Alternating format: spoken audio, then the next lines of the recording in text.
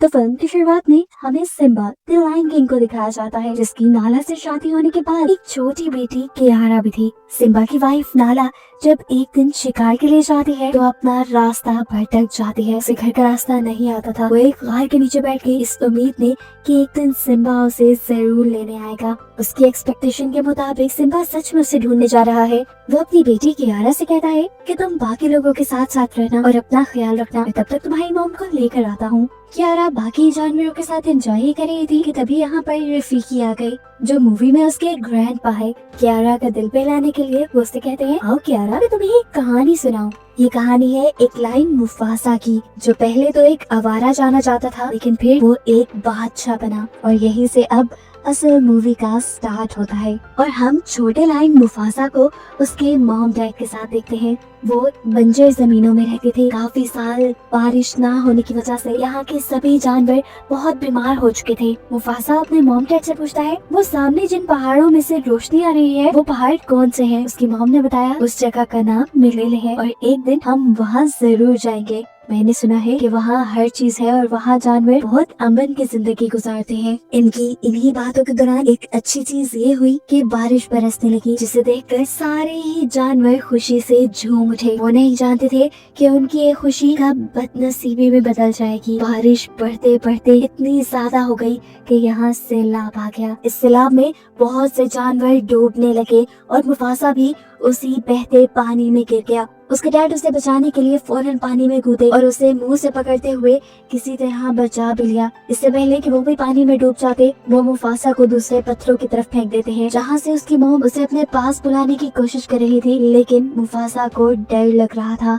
एकदम से बहते पानी के साथ यहाँ पे एक हाथी भी आ गया। हाथी के टकराने की वजह से यहाँ से वो बंद टूट गया, जिसके ऊपर मुफासा खड़ा था और मुफासा एक मरतबा फिर पानी में डूब गया। किस्मत उसकी अच्छी थी कि उसे पानी में बहती एक लकड़ी मिल गई, जिसके ऊपर चढ़ते हुए उसने अपनी जान बचाई। देखने को मिला कि पानी का बहाव मुफासा को बहाते हुए एक छोटे से तालाब में ले आया, जहाँ उसकी मुलाकात होती है अपने ही जैसे एक छोटे लाइन टाका से। टाका ने यहाँ तैरते हुए मुफासा को देखा तो उसने बताया कि तुम्हारे पीछे बड़े बड़े मगरमच्छ हैं। ये सुनकर मुफासा घबरा गया और वो तैरते हुए किनारे तक आया, जहाँ से टाका उसकी मदद करता है उसे तालाब से बाहर निकालने में। लेकिन अब ऐसा लग रहा था कि देर हो चुकी है। वो मगरमच्छ बिल्कुल उनके करीब थे, लेकिन ठीक वक्त पे यहाँ टाका की मॉम ने आकर उन मगरमच्छों पे घुरा कर उन्हें यहाँ से भगा दिया और ये दोनों बच गए। अब टाका मॉम से कहता है, मॉम हम मुफासा को क्या अपने घर ले चले? लेकिन उसकी मॉम मना कर देती है, क्योंकि उनके ग्रुप का एक रूल था, वो किसी भी आवारा को अपने साथ नहीं रखते थे। तब मुफासा बोला, नहीं मैं आवारा नहीं हूँ, मेरे डैड अपने एरिया के किंग हैं। लेकिन अब वहाँ सैलाब आ गया है और उसी सैलाब में बहते हुए मैं अपने मॉम डैड से दूर आ गया हूँ। उसकी ये दुखी कहानी सुनकर टाका की मॉम भी इमोशनल हो गई और उसे लेकर अपने घर आ गई, जहाँ पर टाका के डैड भी थे। लेकिन वो मुफासा को देखकर और ज्यादा गुस्सा हो गए। गुस्से में उन्होंने भी टाका की मॉम से वही कहा जो टाका की मॉम ने कहा था कि हम आवारा को अपने ग्रुप में नहीं रखते। इधर दोबारा मुफासा बोला, मैं आवारा नहीं हूँ, मैं जानता हूँ मेरे मॉम डैड मुझे ढूंढते हुए एक दिन यहाँ जरूर आ जाएंगे और वैसे भी मैं बहुत टैलेंटेड हूँ, मैं इतना तेज भाग सकता हूँ कि आपको भी रेस में हरा दूँ। ये सुनकर किंग बोले, अच्छा ठीक है, अगर ऐसी ही बात है तो तुम टाका को हरा कर दिखाओ, फिर हम तुम्हें अपने ग्रुप में रखने को मान जाएंगे। रेस शुरू हो जाती है और हम देखते हैं कि टाका की स्पीड मुफासा से कई ज्यादा थी। वो आगे आगे बढ़ रहा था। एक पॉइंट तो ऐसा भी आया कि मुफासा गलती से पानी में गिर गया। वो डूबने ही वाला था कि ठीक वक्त पे आकर टाका ने उसकी जान बचाई। जिसके बाद जब रेस कंटिन्यू हुई तब भी टाका आगे आगे था। वो चाहता तो बड़ी आसानी से ये रेस जीत जाता, लेकिन उसे एक दोस्त, एक भाई की जरूरत थी। ये कहते हुए उसने अपनी स्पीड कम कर दी और ऐसे मुफासा को ये रेस जीतने दी। ये देखकर टाका के डैड को बहुत गुस्सा आया कि टाका हार गया, लेकिन टाका इस सबसे बहुत खुश था, क्योंकि फाइनली उसकी इस हार से उसे एक भाई, एक दोस्त मिल गया है। वो तो इस चीज पे बहुत खुश था। लेकिन यहाँ उसके डैड उसे समझाते हैं, टाका ध्यान से रहना, ये जिसे तुम अपना भाई समझ रहे हो ये तुमसे तुम्हारा असल भी छीन सकता है। खैर अब दिखाया जाता है कि टाका और मुफासा दोनों ही एक दूसरे की कंपनी बहुत एंजॉय करते थे। जानवरों के साथ खेलते कूदते वो बड़े हो गए। सब कुछ नॉर्मल चल रहा था, लेकिन एक बात जो अब नॉर्मल थी, टाका के डैड ने मुफासा को कभी अपने ग्रुप का मेंबर नहीं समझा था, वो उसे आज तक आवारा ही समझते थे। एक दिन देखने को मिला कि मुफासा अपनी मॉम के साथ यानी टाका की मॉम के साथ शिकार पे गया था। टाका चुपके से पीछे खड़ा हुआ था। ये लोग इससे पहले कि हिरन का शिकार करते, इनके सामने एक बहुत बड़ा खतरा आ गया। इनके सामने आ गए सफेद शेर जो इनसे कहीं ज्यादा ताकतवर होते हैं। इन्हें देखकर टाका छुप गया और ये चीज उसके मॉम ने भी नोटिस की। और जब वो सफेद शेर इनके इलाके की हिरणों पे वार करने लगे तो तब टाका की मॉम उनके सामने आ गई। इन दोनों के दरमियान में लड़ाई हो गई और अपनी मॉम को बचाने के लिए मुफासा उन सफेद शेरों से लड़ने लग गया। वो अकेला ही इन दोनों पर भारी पड़ रहा था, यहाँ तक कि उसने तो एक शेर को पकड़कर मार भी डाला। अपने साथी के मरने से दूसरा सफेद शेर कमजोर हो गया और यहाँ से चला गया। जिसके बाद मुफासा अपनी मॉम को लेकर वापस यहाँ आया। यहाँ आकर टाका और मुफासा की मॉम अपने लायन किंग को बताते हैं कि अगर मुफासा ना होता तो आज मेरी जान न बचती। मुफासा अपने ताकतवर शेरों के साथ अकेले लड़ा और उसने मेरी जान बचा ली। इस मर्तबा वो पहली बार थी जब किंग ने मुफासा को अच्छे तरीके से बुलाया और कहा कि मैं तुम्हारा एहसानमंद रहूंगा हमेशा, तुमने मेरी वाइफ की जान जो बचाई है। अभी उसने यही बोला कि मुफासा कहने लगा, मुझे हवाओं का रुख बता रहा है कि वो शेर हमसे बदला लेने आ रहे हैं। अगर आप चाहें तो किसी खबरी को वहाँ भेजकर उनकी खबर ले सकते हैं। बादशाह के कहने पर उनका एक खबरी जब सफेद शेरों के झुंड के पास गया तो वहाँ देखने को मिला मुफासा ने जिस शेर को मारा था वो वहाँ के बादशाह का बेटा था और अब बादशाह के अंदर बदले की आग भड़क चुकी थी। मुफासा को तो वो बाद में आकर मारती। जब उन्हें ये पता चला कि दूसरा शेर उनके बेटे को वहाँ अकेला मरने के लिए छोड़ाया था तो उन्होंने सबसे पहले मिलकर उसी शेर को मार डाला। और इस चीज से मुफासा के ग्रुप के शेर को ये बात पता चली कि वो लोग बहुत ही बेरहम और ताकतवर हैं। साथ ही वो अब अपना बदला लेने के लिए भी इनके पास आएंगे। अब मुफासा के ग्रुप का खबरी शेर वापस आया और उसने बादशाह को बताया कि वो शेर बहुत बेरहम बहुत ताकतवर है, हम लोग उनका मुकाबला नहीं कर पाएंगे। हमारे 2 शेरों के बराबर है उनका एक शेर और वो लोग बहुत तेज भागते हैं। जल्द ही अपना बदला लेने के लिए वो यहाँ पहुँच भी जाएंगे। ये सुनकर बादशाह बहुत ज्यादा डर गए और उन्होंने टाका से कहा, अगर तुम्हें अगला बादशाह बनना है तो तुम्हें यहाँ से भागना पड़ेगा, नहीं तो यहाँ कुछ नहीं बचेगा और हमारा नामो निशान सब भूल जाएंगे। सुबह का सूरज निकलते ही टाके की मॉम टाका और मुफासा से कहती है, देखो पहाड़ों के दरमियान वहाँ जहाँ से रोशनी आ रही है उस जगह का नाम है मलेले, तुम्हें वहाँ जाना है और तब तक वहाँ रहना है जब तक यहाँ का खतरा टल न जाए, ताकि ठीक वक्त आने पर तुम अपनी सल्तनत दोबारा संभाल सको।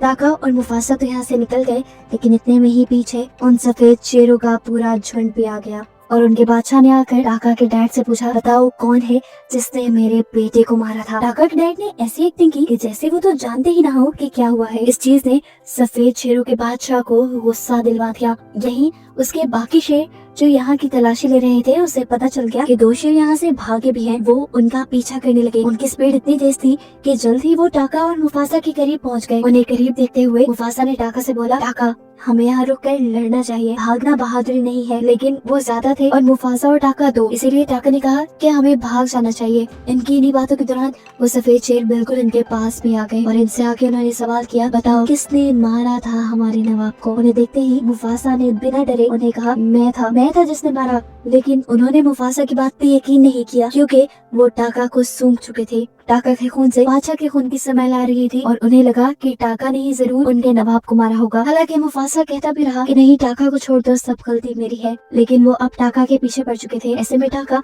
मुफासा को लेकर भागा और पहाड़ी के आखिरी किनारे पे आ गया जिसके नीचे अब पानी ही पानी था। इससे पहले कि सफेद शेर उन्हें पकड़ते या कुछ करते, टाका मुफासा को लेकर पानी में जंप कर देता है। पानी का बहाव उन्हें एक मैदान तक ले आया। पानी से तो अब टाका और मुफासा बाहर निकल आए लेकिन रात होने पे उन्हें बहुत ज्यादा भूख लग चुकी थी। ये लोग खाने की तलाश में घूम रहे थे। तभी उन्हें जंगलों में से किसी की स्मेल आई। उनको लगा कि ये उन्हीं जैसा कोई शेर है। पास जाने पे पता चला कि ये एक शेरनी थी जिसका नाम था सराबी, जो इन्हें देखकर सुख का सांस लेती है और इन्हें बताती है कि हर जगह उन सफेद शेरों का डर बैठा हुआ है। उन्होंने मेरे भी पूरे ग्रुप को मार डाला और बस मैं ही जिंदा बची हूँ। यहाँ पर हम शाजू नाम के एक छोटे से बर्ड को भी देखते हैं जो सराबी का था। सराबी के लिए ये बर्ड जासूसी का काम करता है और सफेद शेरों के आने से पहले ही उसे छुपने का कहता है। एक तरह का उसका बॉडीगार्ड है। हमें पता चला कि सराबी भी मलेले जाना चाहती है जहाँ पर टाका और मुफासा जाना चाहते हैं अपनी हिफाजत के लिए। इसीलिए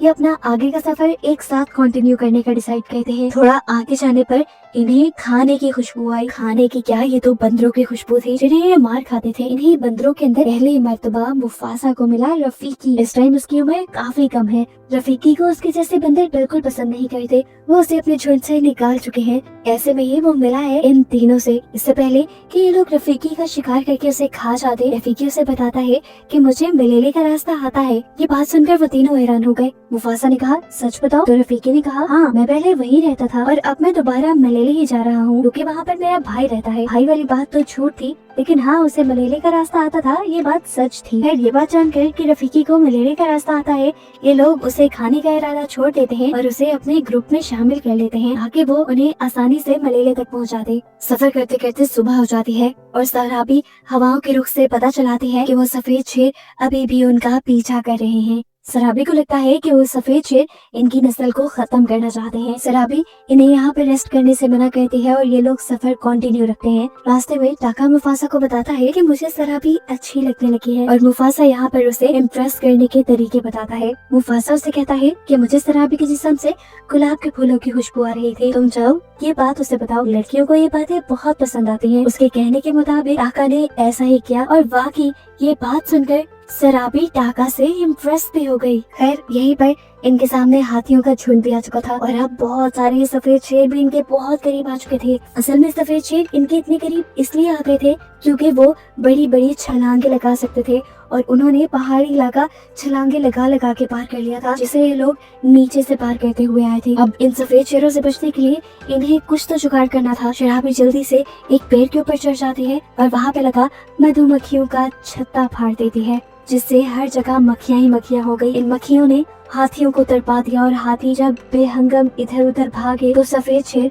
उन हाथियों के दरमियान उलझ गए। ऐसे ही लोग सफेद शेरों से तो बच जाते हैं, लेकिन देखने को मिला सराबी जो दरख्त के ऊपर चढ़ी थी वो वापस उतर नहीं पाई। वो एक टहनी से लटकी हुई थी और अचानक टहनी के टूटने पे वो नीचे हाथियों के झुंड में ही गिर गई। इससे पहले कि हाथी कोई उसके ऊपर पाँव रख देता और वो मर जाती, मुफासा उसकी जान बचाने के लिए पास आया। वो उसे साइड पे करते हुए उसके ऊपर खुद खड़ा हो जाता है और इस तरह उसकी जान बचाता है। यहाँ देखने को मिला कि हाथियों का जो झुंड यहाँ पहाड़ों पे भाग रहा था, उनके तेज भागने की वजह से पहाड़ों पे बनी हुई ये चट्टानों के मीनार टूटने लगे और रास्ता वो बंद हो गया जहाँ से सफेद शेर इनके करीब आ सकते थे। सफेद शेरों का तो खतरा शुक्र करो टला, लेकिन अब सराबी बेहोश थी। रफीकी फौरन सराबी के पास आया और उसकी गर्दन की कुछ नसें दबाते हुए उसे होश में लेकर आया। सराबी उठते ही ये सवाल करती है, मेरी जान किसने बचाई? और फौरन बिना हिचकिचाए मुफासा झूठ बोल देता है कि तुम्हारी जान टाका ने बचाई। वो चाहता था कि सराबी टाका से इम्प्रेस हो जाए। मुफासा के इस झूठ से तो टाका खुद हैरान था। सराबी बाहर आकर टाका को थैंक्स कहती है। रफीकी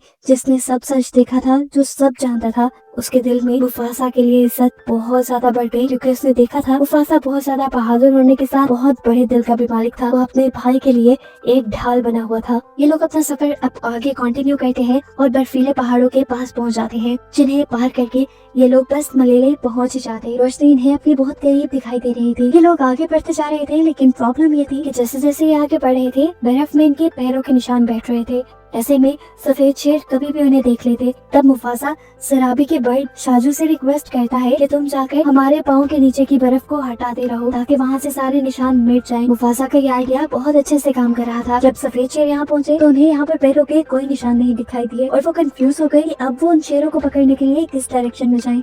मुफासा के इस आइडिया से तो सराबी भी इम्प्रेस हो गई थी। इसके अलावा भी मुफासा यहाँ पे कई ऐसे फैसले लेता है और ऐसे बहादुरी के काम करता है जिससे सराबी को ये बात पता चल जाती है कि मुफासा ही वो था जिसने अपनी जान पे खेलकर सराबी की जान बचाई थी। उसकी ज़हीन बातों से अब सराबी ने ये भी अंदाजा लगा लिया था कि उसकी जिस्म से आती फूलों की खुशबू को टाका ने नहीं बल्कि मुफासा ने महसूस किया था। इसीलिए अब वो मुफासा की तरफ अट्रैक्ट होने लगी और ये चीज महसूस करते हुए मुफासा उसे ये यकीन दिलाने की कोशिश करता रहा कि नहीं, ये सब काम करने वाला कोई और नहीं बल्कि टाका था। उनकी ये बहस चलती रही। सराबी चाहती थी कि मुफासा कन्फेस करे सारे काम उसने किए हैं। उनको ऐसे करीब देखकर टाका जेलस होने लगा और टाका को लगा कि मुफासा उसके साथ गद्दारी कर रहा है। उसे अब अपने डैड की वो बात याद आने लगी जब उन्होंने कहा था कि एक दिन आएगा जब ये मुफासा तुम्हारा सब कुछ ले उड़ेगा। जाएगा। अपने गुस्से में टाका को और कुछ नहीं सोचता, उल्टा वो अब सफेद शेरों के पास चला जाता है और वहाँ जाकर उससे कहता है, तुम जानते हो वो कौन था जिसने तुम्हारे बेटे को मारा? वो मैं नहीं, वो मुफासा ही था। मेरे रगों में बादशाह का खून जरूर है, लेकिन तुम्हारे बेटे का खून मुफासा ने किया है और मुफासा को पकड़ने में मैं तुम्हारी मदद करूंगा, क्योंकि मुफासा से मैंने भी अपने कई बदले लेने हैं। टाका उससे कहता है, हम लोग मलेले की तरफ जा रहे हैं, अगर तुम चाहो तो मेरे पैरों के निशानों का पीछा करते करते हमारे पीछे आ जाओ, वहाँ तुम्हें मुफासा मिल जाएगा और तुम उसे मार देना। रात के अंधेरे में टाका ये जो जाल अपने भाई किले पर छा चुका था, मुफासा इसके बारे में नहीं जानता था। रातों रात टाका वापस आ गया और सुबह होने पे इन्होंने अपना सफर शुरू कर दिया और पहाड़ी को पार करते हुए फाइनली ये लोग मलेले पहुँच भी गए। इस जगह को देखकर मुफासा की खुशी की इंतहा नहीं थी, क्योंकि वो हमेशा से इस जगह के बारे में अपनी मॉम से भी पूछा करता था और इसकी दिल से ख्वाहिश थी कि वो अपनी फैमिली के साथ यहाँ पे आता। मुफासा ने नोटिस किया कि यहाँ पे सारे जानवर काफी अमन से एक साथ मिलकर जिंदगी गुजार रहे हैं। कोई लड़ाई नहीं, कोई झगड़ा नहीं। उनका ये सारा अमन 1 मिनट में खराब हो जाता है जब ये सारे जानवर अपने पीछे सफेद शेरों के बादशाह को देखते हैं। असल में ये सारे जानवर भी सफेद शेर के बादशाह से डरते थे, क्योंकि इन सब के नाक में एक वक्त में इसने दम करके रखा हुआ था। मुफासा हैरान परेशान था कि आखिर सफेद शेर उसके पीछे आए कैसे। वो तो अपने निशान मिटाते चले गए थे। वो इस बात से बिल्कुल अनजान था कि इस सब के पीछे उसका अपना भाई टाका ही है। यहाँ ये अब शेर बिना वक्त ज़ाया किए मुफासा के ऊपर हमला कर देता है। वो मुफासा से लड़ ही रहा था कि मुफासा ने पहली मर्तबा तो उसे धक्का देके दूर कर दिया और तब उसके सामने आया टाका और उसे सच्चाई बताई कि ये सब टाका का किया धरा है। सफेद शेर को मुफासा तक लाने वाला और कोई नहीं बल्कि टाका ही है। ये सुनकर अब मुफासा का दिल टूट गया और इसी सब में दोबारा उस सफेद शेर ने उसे उठाकर वहाँ पहाड़ी से नीचे फेंक दिया। ये मुफासा के लिए अच्छा ही हुआ था। मुफासा जल्दी से एक छोटी सी पहाड़ी के ऊपर चढ़ा और उसने यहाँ सारे जानवरों से कहा कि अगर तुम आज मेरी मदद नहीं करोगे तो देख लेना ये सफेद शेर एक दिन तुम्हारे बच्चों को खा जाएंगे। अभी भी वक्त है, तुम सब कमजोर नहीं हो। अगर तुम सब मिल जाओ तो सफेद शेर का मुकाबला मेरे साथ मिलकर कर सकते हो। ये सुनकर सभी जानवरों के अंदर हिम्मत पैदा होती है और वो भी अपने आप को ताकतवर जानकर अपना एक ग्रुप बना लेते हैं और मुफासा के साथ मिलकर सफेद शेर से अपना बदला लेने की ठान लेते हैं। अब जैसे ही वो सफेद शेर इनके पास आए, सारे जानवरों ने मिलकर उन सफेद शेरों के ऊपर हमला कर दिया। इधर जो शेरनियां थी उन्होंने मुफासा के ऊपर हमला कर दिया और उसे उठाकर एक पहाड़ी से नीचे फेंक दिया, जहाँ पे गिरने की वजह से मुफासा काफी जख्मी हो चुका था। उसको जख्मी हालत में देखकर इस सफेद शेरों के बादशाह को बहुत अच्छा लगा और अब वो मुफासा को खत्म करने के लिए उसके करीब भी आ गया। जाहिर सी बात थी, मुफासा जख्मी भी था और सफेद शेर ज्यादा ताकतवर भी थे, तो मुफासा उस शेर का मुकाबला करने के काबिल तो बिल्कुल नहीं था। बार बार मार खाता देखकर ऊपर से टाका को भी मुफासा के ऊपर रहम आ जाता है। उसे अपने पुराने भाई और अपनी दोस्ती याद आ जाती है, इसीलिए वो मुफासा को बचाने के लिए अब इस गड्ढे में कूद जाता है। इस टाइम टाका ने आकर सफेद शेर से कहा, तुम उसे छोड़ दो, उसे जाने दो। लेकिन अब सफेद शेर बिल्कुल भी रहम के मूड में नहीं था। वो तो अब बदला ले ही रहा था। उसने जब दोबारा बदला लेने के लिए मुफासा पे हमला किया तो अब सामने टाका आ गया और टाका भी उसके हमले से जख्मी हो गया। इस शेर से लड़ने के लिए अब मुफासा और टाका को एक साथ मिलकर लड़ना था। ये बात वो समझ गए। उनकी इसी लड़ाई के दौरान ऊपर हमें दिखाया जाता है कि पहाड़ों में बहुत बुरा ज़लज़ला आ चुका था, जिसकी वजह से पहाड़ शदीद हिलने लगे और ऊपर से पहाड़ों की सतह टूट गई। जहाँ पर मुफासा, टाका और वो सफेद शेर लड़ाई कर रहे थे, वो जगह भी टूट गई और ये लोग जाकर नीचे पहाड़ों के पानी में गिरे। मुफासा ने ऊपर से देखा कि इनके गिरने के बाद एक बहुत बड़ा पत्थर भी इनकी तरफ आ रहा था। उससे बचते हुए वो खुद साइड पे हो गया और उसने सफेद शेर को पत्थर के नीचे धक्का दे दिया। कुछ ही सेकंड में ये पत्थर उस सफेद शेर के ऊपर गिरकर आखिर ये सफेद शेर खत्म हो जाता है। यानी साफ था कि मुफासा और टाका ने अपनी बहादुरी से उस सफेद शेर को हरा दिया था। अब ये देखकर कि हमारा बादशाह मर गया है, बाकी सारे सफेद शेर और शेरनियां डरकर यहाँ से भाग जाती हैं। मुफासा की ये बहादुरी देखकर मलेले के सभी लोग मुफासा को यहाँ का नया बादशाह बना देते हैं। ये जानकर वो बहुत खुश हुआ था। हर जगह मुफासा के चर्चे थे और मुफासा का नाम सुनकर अब मुफासा से मिलने के लिए कोई आया। ये मुफासा की मॉम थी, जो इतने बड़े हुए मुफासा को पहचान तो नहीं पाई, लेकिन उसके नाम से उन्होंने उसे पहचान लिया। ये दोनों यहाँ मिलके बहुत खुश हुए और इमोशनल भी, क्योंकि यहाँ मुफासा को पता चला था कि उसके डैड मारे गए हैं। अपनी मॉम से मिलने के बाद यहाँ पर अब टाका आया। टाका मुफासा से जब माफी मांग रहा था तो सभी जानवरों ने ये नारा लगाना शुरू कर दिया कि इसे माफ मत करो, ये गद्दार है, यही सफेद शेरों को यहाँ लेके आया था, ये आवारा हमारे दरमियान में नहीं रह सकता। ये सुनकर मुफासा ने सबको डांटा और बोला, ये मेरा हुक्म है कि टाका यही रहेगा। जब तक मेरी हुकूमत है मेरा भाई टाका मेरे साथ रहेगा। मुफासा की अच्छाई देखकर टाका को